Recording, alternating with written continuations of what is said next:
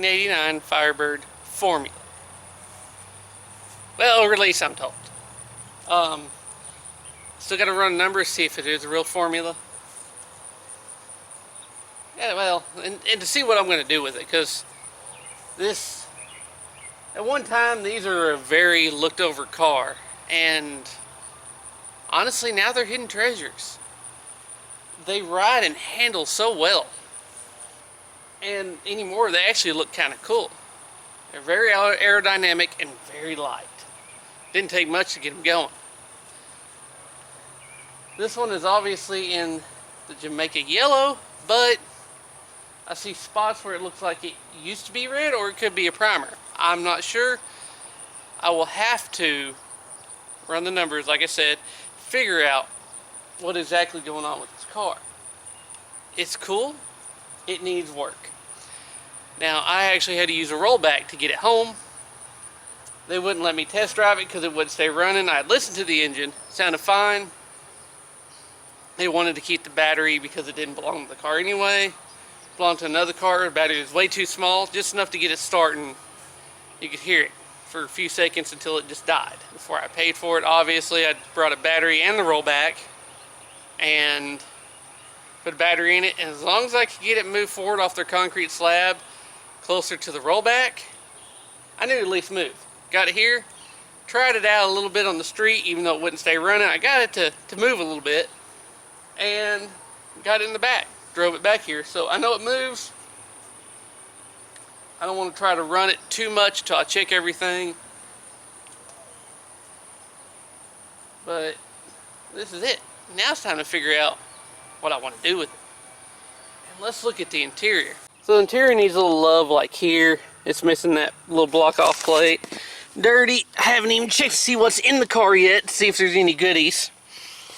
Supposedly 91,000 original miles. I'm 100% sure, but it looks like it because, with the exception of the white number, obviously, everything looks like it's exactly even. So it very well could be an original 91,000 mile car. The radio's gone. There's the plate. I did try out the controls. They work and the AC blows. I'm not sure how cold it gets. I only ran it for a little bit and it works. It's got some fancy pedals there. The horns do not work. I tried them. I'm kind of digging the steering wheel. It's kind of cool. There's a piece for the spoiler. No big deal. Obviously the interior has some age. This piece of stripping, I gotta find where it goes. I washed it off last night. I didn't see anything leaking. It doesn't mean anything because this right here. But I washed it off last night pretty good. And it's not wet. Nothing is wet. That could be all previous.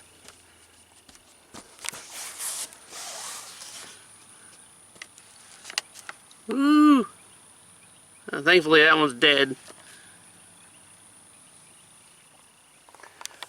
You can see that's falling off back there. Truck lid's kind of hard to open. The TPI is right there. I may convert it back, not sure yet. The windows work, and even that works.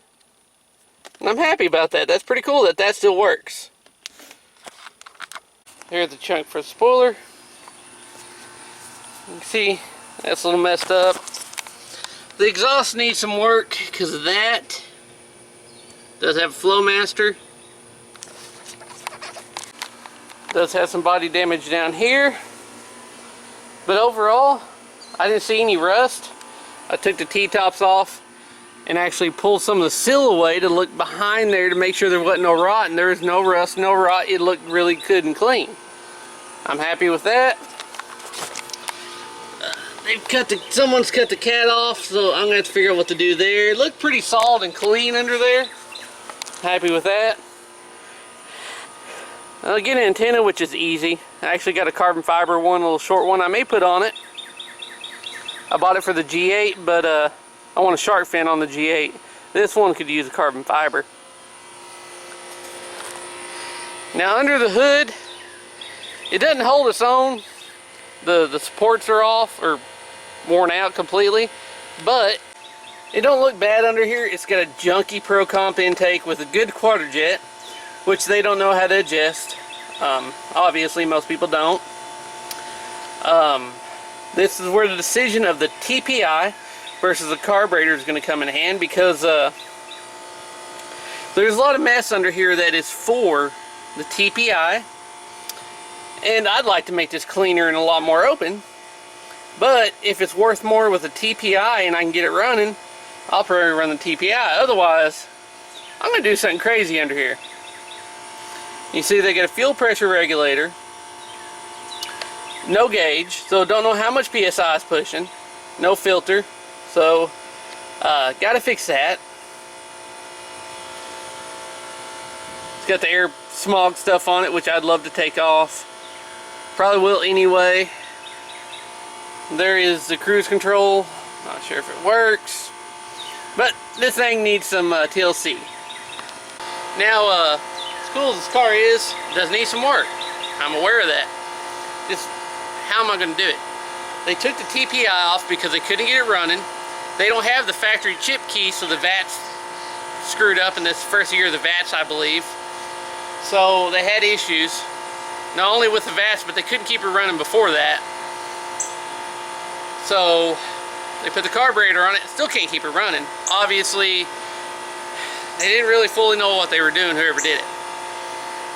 People I bought off of said they had someone else do it. So who knows? If I keep the carburetor, I'm going to do a lot under there because I want it to look cool, sound great. There's a dual exhaust kit on Summit Racing. I kind of want to get it because dual exhaust out the back. I mean, come on. It does have the transverse muscle with the dual exhaust tips, but I don't like transverse mufflers. I don't know, I'll figure it out. I just need to figure out what I need to do first. Obviously, I just got it in last night, and it's the morning the next day, and I'm hiding under a tree from the sun because it's stupid ridiculously hot. It's close to 100. I think heat index is going to be 108 or something, so I'm hiding under a tree. And the AC is running constantly, so you hear the humming of the AC unit. Sorry. Yeah, I think this will be a cool car again. I'm going to keep the wheels on it because I can't get rid of those. Those are cool. So, who knows? It's still going to be a fun car regardless of what I do with it. I do need to figure out if it's a 350 or a 305. I believe it's a 305. I could be wrong, but I'll double check everything later. But this is it. This is a new little fun car to bring in, play around with for a little bit. And I hope you look forward to the videos on it, because I sure am. I think it'll be fun. Hope you enjoyed this episode. As always, thanks for watching.